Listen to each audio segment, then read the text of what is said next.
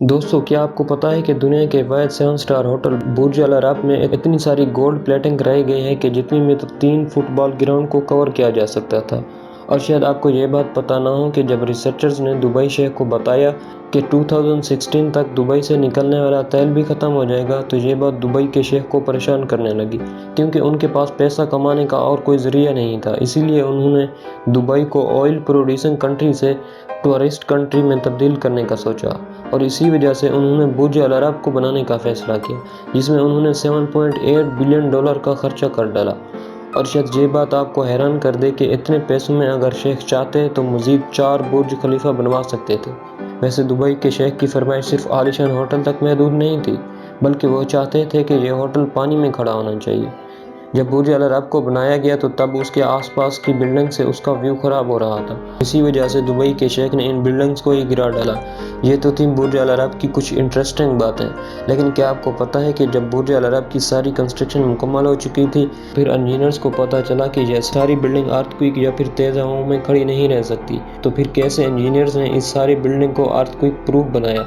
और सिर्फ यही नहीं, बिल्डिंग का सारा काम ख़त्म होने के बाद शेख ने एक इंजीनियर को कहा कि मुझे इस पर एक फ्लोटिंग रेस्टोरेंट भी चाहिए। तो फिर कैसे इंजीनियर्स ने इस पर फ्लोटिंग रेस्टोरेंट बनाया होगा।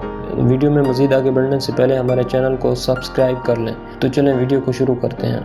ज़मीन से 1300 फीट पानी की सतह के ऊपर बुर्ज अल अरब को बनाने के लिए पत्थरों की मदद से एक आर्टिफिशियल आइलैंड तो बना लिया गया, लेकिन उसके बाद एक ताकतवर समुद्री तूफान आया जिसने इस पूरे आर्टिफिशियल आइलैंड को हिला डाला। दुबई के शाही महल में यह खबर सुनकर खौफ की लहर दौड़ने लगी और सब इस सोचो विचार में पड़ गए कि अगर समुद्री तूफान इस आइलैंड को हिला सकता है तो फिर बाद में बुर्ज अल अरब कैसे खड़ा रह सकता है। अब सारा काम इस प्रॉब्लम की वजह से रुक गया, लेकिन फिर एक इंजीनियर ने आइडिया दिया। उसका ये मानना था कि हालांकि हम समंदर की लहरों को रोक नहीं सकते, लेकिन उनकी ताकत को कम किया जा सकता है। इस तरह उन्होंने पहले कंक्रीट के होलो स्लैब्स को तैयार किया, जिन्हें पूरे आइलैंड पर बिछा दिया गया। अब इसे होता यह था कि जब समंदर की लहर इस पर टकराती थी तो उसका सारा पानी उन होलो स्लैब्स में घूम जाता था, जिससे समंदर की लहरों की ताकत 50% कम हो गई।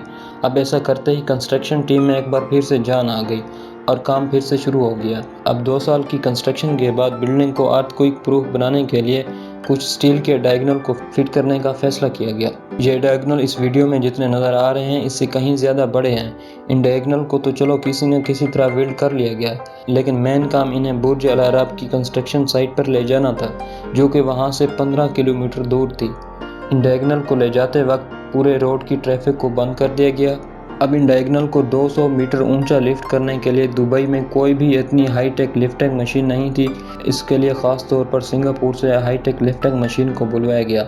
अब इन डायगोनल को स्टील ब्रैकेट्स में फिट करना था, लेकिन आपको पता होगा कि दुबई का टेम्परेचर दिन में 15 डिग्री ऊपर नीचे होता रहता है, जिससे स्टील के साइज़ में भी फ़र्क आ जाता है। जिससे अगर इस डायगोनल को ऐसे ही स्टील ब्रैकेट में डाल दिया गया तो वो एक्सपेंशन की हालत में टूट भी सकता है, जिसकी वजह से पूरा का पूरा होटल भी ज़मीन पर आ सकता है। अब इसके लिए उन्होंने एक ख़ास तरह की वार्शल को डिज़ाइन किया कि अगर स्टील एक्सपेंड भी होती है तो फिर भी वो अपने आप को खुद ही एडजस्ट कर ले और बिल्डिंग को कोई भी ख़तरा ना हो। अब काम तो सारा ख़त्म होने पर था, लेकिन फिर भी दुबई के शेख को ये सब खाली खाली लग रहा था, और इसे पूरा करने के लिए शेख ने इंजीनियर्स के सामने एक और फरमाइश रख दी, जिसने आर्किटेक्ट टीम को भी परेशानी में डाल दिया, क्योंकि इस नए चैलेंज के लिए वो बिल्कुल भी तैयार नहीं थे। अब इंजीनियर्स को यह काम किसी भी हालत में पूरा करना था। इसके लिए कई दिनों के बाद इंजीनियर्स ने एक डिज़ाइन तैयार किया, जिसमें उन्होंने बुर्ज अल अरब के जो कंक्रीट कोर थे उनमें स्टील ब्रैकेट्स लगाई गई और फिर बाद में उनमें मोटे बीम्स डाले गए।